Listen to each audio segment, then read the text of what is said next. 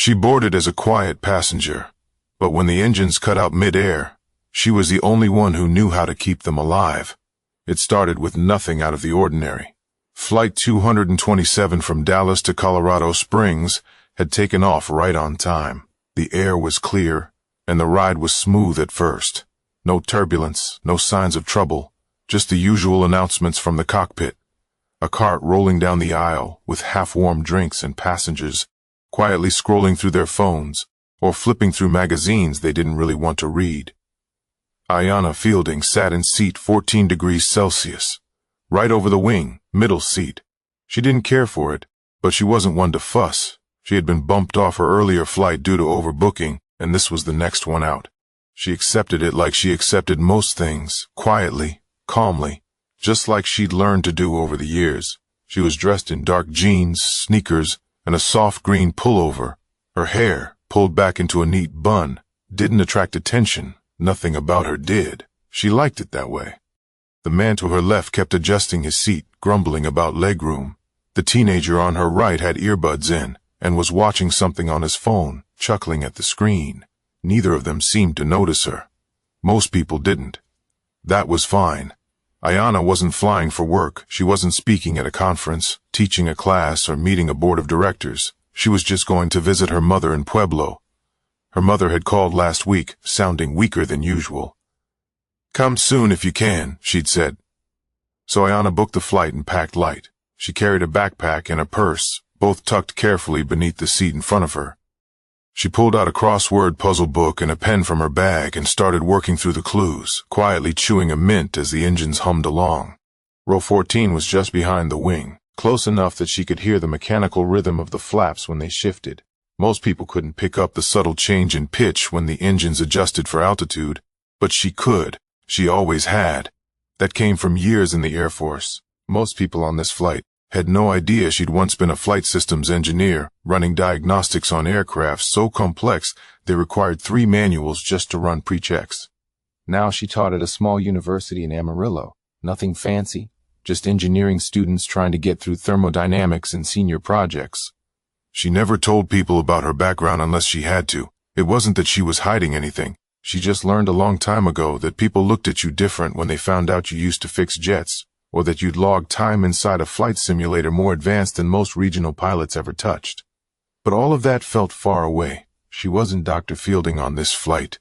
She was just another passenger trying to get from one place to another. She glanced out the window.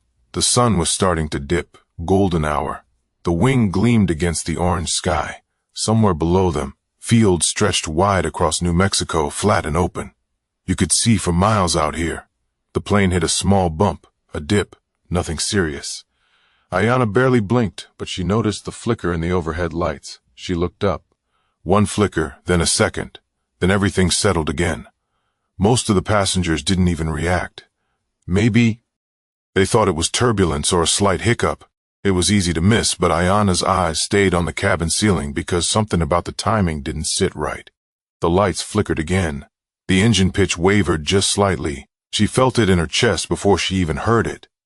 Then came the jolt, but what happened next would silence every voice on that plane in an instant. The plane dropped fast. Not a slow descent, not turbulence. This was different, like gravity yanked it by the nose. A collective gasp rushed through the cabin. Trays clattered, drinks spilled. A few passengers screamed. Ayanna gripped the armrest. Her body instinctively pressed back against the seat, as her mind scrambled to match the feeling with the mechanical possibilities. This wasn't normal. Not at this altitude, not with this kind of dip. Then darkness. For 2 full seconds everything went black. The lights, the screens, the war of the fans, all gone. Then the emergency lights kicked in, flickering weakly along the aisle in a dull red-orange, like a backup generator, trying to decide if it wanted to live or die. Ayanna leaned forward, pressing her hand against the seat in front of her. The teenager next to her yanked out his earbuds and sat bolt upright. The man on her left cursed and clutched the armrest with both hands. Then the masks dropped, every row, a cold clatter as the yellow cups swung down in unison, bouncing slightly from the sudden lurch. Some passengers screamed, others fumbled, trying to remember what to do. A woman across the aisle was already sobbing, hands shaking so badly she couldn't pull the elastic band over her head. Ayanna reached for her mask and slipped it on smoothly. She looked up. The lights above weren't flickering anymore. They were dead. The engine hum was gone, replaced by a strange whirring sound she knew too well. It was the sound of an aircraft gliding, not flying, gliding. That meant the engines were off. No thrust, no lift control, no hydraulic assistance. Her mind raced. In an aircraft like this, probably a twin-engine regional jet, that meant something massive had failed. Possibly electrical, possibly worse. A flight attendant, tall and jittery, stumbled into the aisle and tried to speak. "Ladies and gentlemen, please remain calm. Please pull down on your oxygen masks and breathe normally." Her voice cracked mid-sentence. Her hands were trembling. Ayanna watched her closely, not because of panic, but because of what she said next. "There has been a systems error. The captain and first officer are assessing." Her radio crackled. She turned toward the cockpit, trying to get a message through. Ayanna strained to listen. The radio crackled again, then broke into what sounded like muffled shouting. Not panic, but stress. Words she could barely make out. Rudder not responding. Controls dead. Hydraulics. Check hydraulic line 3. Ayanna's heart pounded. That wasn't good. Not just a failure, a full system shutdown. And now they were talking about rudder control being gone. That meant flight surfaces were unresponsive. They weren't just losing altitude, they were flying blind. She reached under the seat, pulled out her backpack, and unzipped the front pocket. She pulled out a pen and small notepad. Her fingers started jotting down what she'd heard. She'd done this before. Not on a commercial jet, but in war zones. In desert hangar, where aircraft went up, not knowing what they'd come back down as. The man beside her looked over, confused. What are you doing?" "Listening," she said simply. "To what?" "To the things they're not saying out loud." He blinked at her. She didn't offer more, she didn't have time. Her eyes scanned the overhead panel. She watched the flight attendant again as she received another garbled message. The attendant turned back toward the cabin and began moving up the aisle, trying to stay composed. But her face gave away the truth. She didn't know what to do next. Ayanna glanced down the aisle. Passengers were panicking. One woman was praying out loud. A man further back was on the phone, leaving what sounded like a goodbye message. A child somewhere near the back was screaming for her mom. The entire plane was in emotional freefall, and they hadn't even hit the ground. But Ayanna wasn't watching them anymore. She was watching the cockpit door because it hadn't opened. And in this kind of failure, with this level of risk, the pilot should have made a cabin announcement by now. At the very least, reassured the passengers, but it had been radio silence, which meant either they were locked, in damage control, or they were in over their heads. But someone needed to speak up before the whole plane gave up. Ayanna unbuckled her seatbelt. The seatbelt sign was still lit, of course, but that didn't matter anymore. The plane wasn't bouncing. It was sinking, steady, like something heavy had given up trying to fly. Passengers gasped as she stood. "Ma'am, please sit down," the flight attendant called out, already rushing toward her. "I need to speak to the captain," Ayanna said, firm but calm. We're handling it." "You're not," Ayanna interrupted. "If the rudder's unresponsive and the backup hydraulics aren't kicking in, they're losing surface control.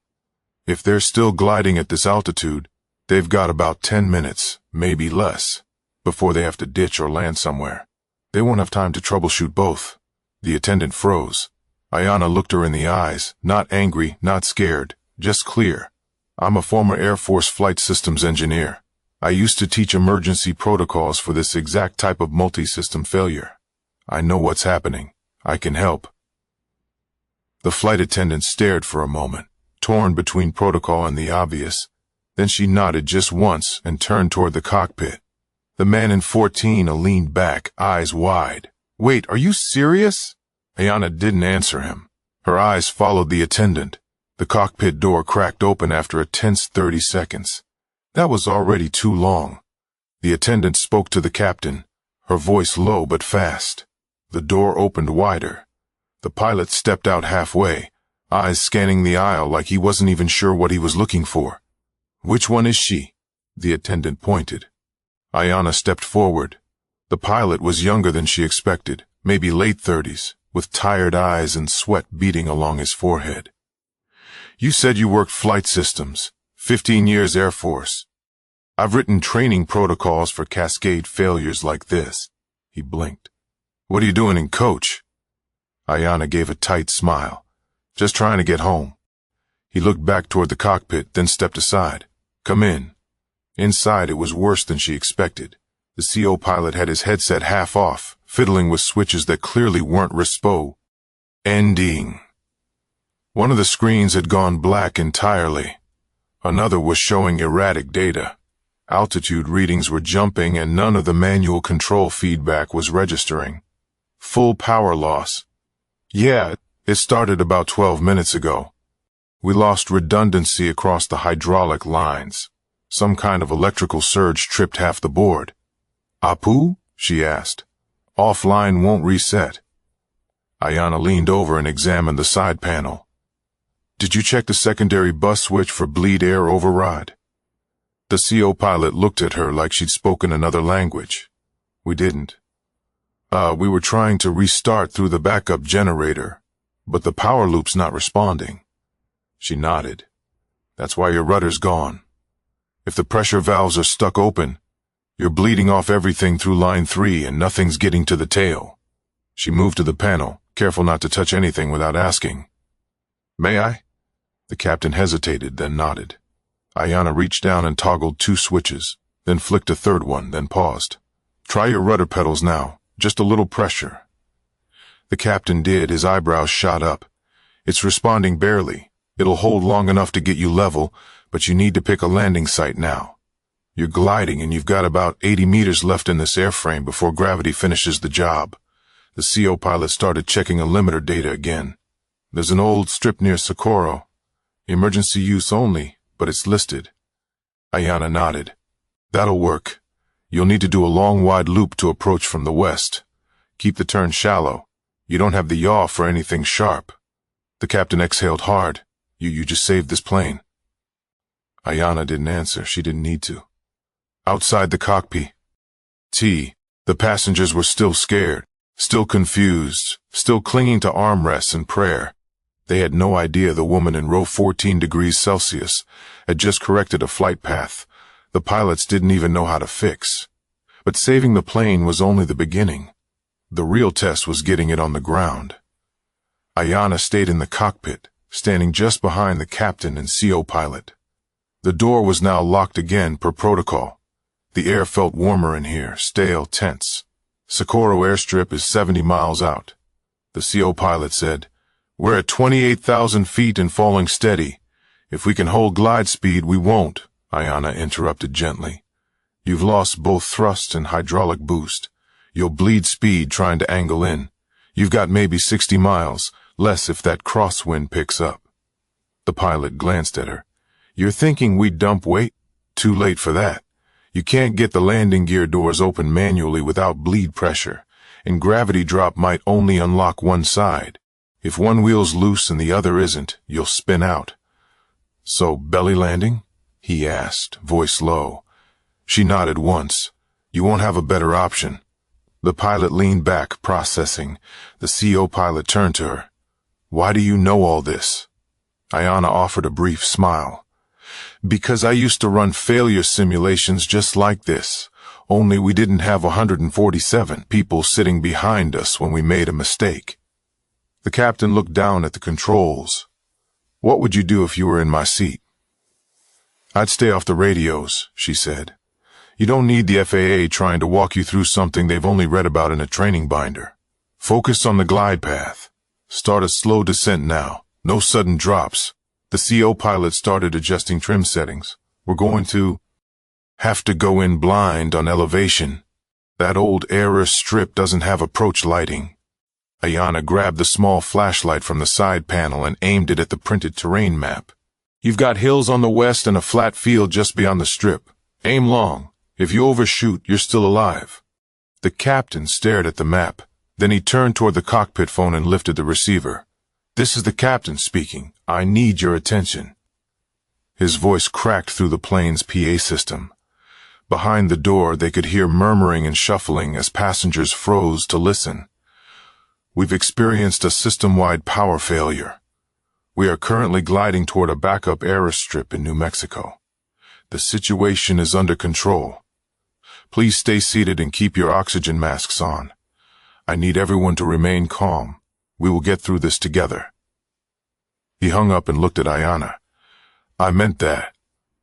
I'm not trying to sound like a hero, but having you here, I'm not sure we'd still be in the air if you hadn't stood up." Ayanna nodded slowly, her voice quieter now. "You've still got one job left. Land this thing. Then you can thank me." They fell silent for a few moments. Then a knock came at the cockpit door. The flight attendant's voice followed. "She's asking for Dr. Fielding." The captain looked confused. "I thought you were staying in here. I need 10 seconds with someone," Ayanna said. "I'll be right back." He buzzed the lock. She stepped back into the cabin. The attendant led her halfway down the aisle to a panicked woman gripping her seat tray. Her daughter sat beside her, crying softly into a stuffed animal. "I didn't know who else to ask," the mother whispered. "They said you knew what was going on." "Are we going to die?" Ayanna knelt down beside her. "No," she said softly, "we're not." The woman started crying harder, quietly. Ayanna reached across the aisle and took both her hands. "We're landing in less than 15 minutes. It's not going to be pretty, but it's going to be over fast, and you're going to walk off that plane with your daughter. You understand me?" The woman nodded. Ayanna stood and addressed the whole row. "Breathe slow. Stay low in your seat. The front of the plane will take the worst of it. You'll feel a hard hit when we touch down and we might skid, but that's part of the plan." Someone 2 rows back asked, "Who are you?" Ayanna didn't answer that. She just said, "Put your mask back on and keep it tight." Then she turned and walked back to the cockpit. But as they began their descent, even Ayanna didn't know if her plan would actually hold. The descent began. Shallow, smooth, controlled. For now, the mountains near Socorro were growing larger in the cockpit windows. At first, they looked harmless, just part of the landscape. But as the plane sank lower and the horizon tilted ever so slightly, those same peaks started to feel much closer than they had any right to be. "Airspeed's dropping faster than we thought," the CO pilot muttered, tapping on a screen that didn't respond. "I'm getting unreliable data." Ayanna leaned over. "You're gliding without thrust or gear. You're flying dead weight with people in it. Forget the screen. Feel the stick." The captain adjusted slowly, hands firm but deliberate. His knuckles were white. Ayanna tapped the terrain map again. "Remember, come in from the west. You've got a strip of flat land on the far side. If you drop too soon, you'll clip that ridge. If you wait too long, you'll overshoot the runway." The CO pilot nodded but looked worried. "We overshoot, we die. If we undershoot, we die slower." Ayanna didn't blink. "Then don't miss." Out in the cabin, the mood had shifted from panic to frozen silence. Everyone knew they were low. You didn't need to be a pilot to feel the pressure building in your ears or to see the dirt roads and water tanks getting closer through the windows. A little girl somewhere up front was whispering the same phrase over and over. No one hushed her. It was something like a prayer. Maybe it was one. Back in the cockpit, Ayanna saw something that made her stomach tighten, a red light flashing beneath the secondary panel. "Fuel vapor pressure," she said aloud. "You've got fumes building in the left wing. That's from the residual suction near the shutoff valves. If that leaks during landing, it could ignite." The captain cursed under his breath. Ayanna pointed. "You need to keep the left wing up on touchdown. Tilt slightly. Come in on the right, but we'll tip." "I know." He paused. "How sure are you?" She met his eyes. "I'm not, but I've read 6 crash reports where they didn't try. Every one of them ended the same." The plane dipped slightly, then straightened. The CO pilot reached for the landing gear control. "We're coming in." Ayanna held her breath. He pulled the lever. "Nothing, manual release, already tried." Ayanna shook her head. "Don't force it. We go belly down." The ground was rising now, fast throttle dead flaps, no response. Ayanna looked out the front window and pointed there. "That stretch just beyond the marker poles. Aim there." The captain locked his focus. The plane slid forward like a bird with broken wings. It wasn't flying, it was falling with grace. And then impact. The front of the fuselage hit hard, dragging against dirt and gravel and uneven patches of land. Sparks flew up from beneath them. Ayanna felt the plane twist slightly to the left. The right side dug in. The tail started to spin. Inside, passengers screamed. Seatbelts strained. A few oxygen masks snapped off their hooks. Something in the rear cabin broke loose and slammed into the aisle wall. Ayanna reached for the side wall, embraced. The captain fought the yoke. The nose bucked once. The tail swung again. And then silence. They were still. Dust filled the cockpit. Nobody moved for a moment. Then the CO pilot said shakily, "Did we are we?" Ayanna pressed a hand to her chest. Her heart was pounding. She turned and opened the cockpit door. The cabin behind her was pure chaos. Oxygen masks dangling, people sobbing, others sitting in complete shock. But they were alive, every single one of them. She stepped out and raised her voice. "We're down. You're okay, but we need to evacuate. Stay calm. Follow crew instructions." A few people clapped. Others just stared. A little boy near the back threw up into a paper bag. Ayanna turned back to the cockpit. "We need to start the emergency release hatches. I can help." The pilot stared at her like he couldn't believe she was still standing. "You just landed this plane," he whispered. "No," Ayanna said. "You did. I just reminded you how." But walking away from this wreckage was going to leave a mark deeper than any scar. Smoke hissed from the left wing. Ayanna was the first to step off the plane, guiding people out through the emergency hatch near the back, helping the elderly, cradling a crying child into her mother's arms. Her shoes crunched against rocks and dirt as the cabin slowly emptied behind her. The ground was rough, uneven, half covered in dry grass and sand. This was no airstrip. It was barely a landing zone, but it had been enough. Fire crews weren't there. There was no tower, just the echo of wind and the smell of overheated metal. Somewhere nearby, a siren wailed, maybe from a county fire unit that finally got pinged by the aircraft's emergency transponder. Ayanna took a few steps back, breathing hard. Her hands were shaking now, though they hadn't been before. Not in the cockpit, not during the impact. Now they trembled. That's when the captain came out. His uniform shirt was stained with sweat. His left sleeve had torn near the elbow, but he looked straight at her. "You didn't just help us," he said. "You gave us a shot when we didn't know what to do." Ayanna didn't say anything. She didn't want applause. She didn't want a medal. She hadn't done this for praise.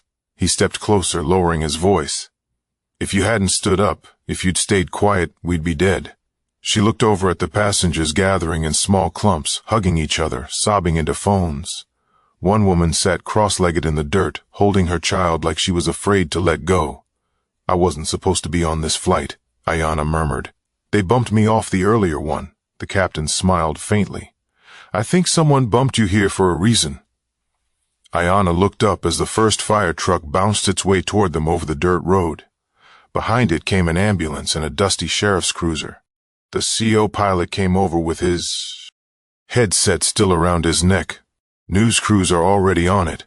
FAA's been alerted. They're going to want a full report." "Let them write whatever they want," Ayanna said. "Just make sure they spell my name right if they insist on putting me in the papers." He chuckled. "Dr. Ayanna Fielding. They'll remember." By the time the buses arrived to transport the passengers to a community center nearby, Ayanna had faded into the background. She didn't pose for any photos. She didn't give a speech. But as she climbed onto the bus, a woman grabbed her hand. It was the same mother from the cabin, the one who couldn't get her mask on. Her daughter clung to her leg. "I didn't know who you were," the woman whispered. "I didn't know you were the one saving us." Ayanna nodded slowly. "You didn't need to. You just needed to believe we'd land." The woman looked like she wanted to say more, but Ayanna gently squeezed her hand and kept walking. The bus was quiet as it pulled away. People were exhausted, numb. Some were whispering into phones. Others just stared out the window, watching the wreckage get smaller in the distance. Ayanna sat in the third row. She leaned her head against the glass and finally exhaled. 12 hours ago, she was just flying to see her mother. Now she was the reason 147 people were still breathing. The man who had been sitting beside her 14A walked down the aisle and stopped at her row. "I owe you an apology," he said. "Back when you stood up, I thought you were crazy." She looked at him. "I don't blame you. I think I'm going to go back to school," he said suddenly. "Learn something real. I'm tired of sitting around pretending I know things when people like you actually do." She smiled gently. Then it was worth it. The rest of the ride was silent. No one played music. No one laughed. But there was a strange peace in that silence, like everyone had agreed that life just felt different now. And maybe they wouldn't forget this. Not tomorrow. Not ever. But even after they got home, what Ayanna had done would ripple into lives far beyond that runway. It made the news. Of course it did. Unbelievable heroism on Flight 227. Professor steps in, saves doomed plane. Passenger with military background prevents catastrophe. Every headline had a different angle. Some got the details right. Most didn't. They showed grainy footage of the wrecked plane surrounded by dirt, emergency crews and passengers wrapped in silver blankets. Some outlets called it a miracle. Others turned it into a debate about pilot training and system failures. But one thing kept showing up. Her name. Dr. Ayanna Fielding. Reporters camped outside the university in Amarillo where she taught. Students started referring to her office as Mission Control. Her email overflowed with messages, some grateful, some curious, some just strange. She answered none of them. Ayanna didn't want to be famous. She didn't even want to be interviewed. She just wanted to get back to her mother, and she did.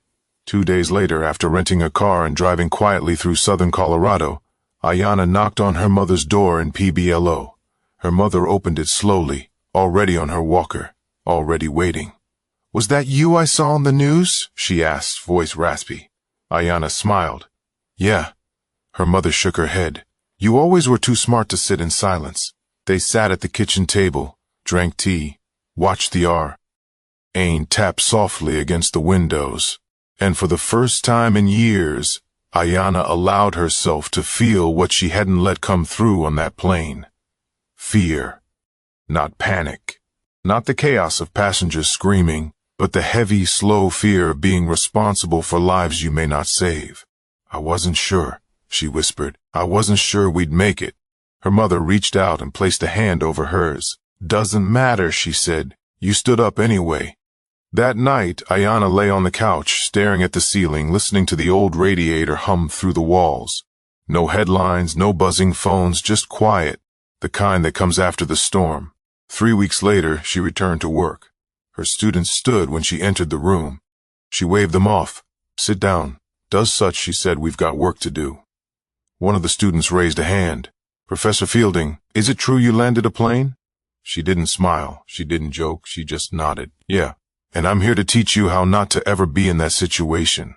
They listened differently now, not because she was a hero, but because they saw what experience really looked like, what quiet strength meant.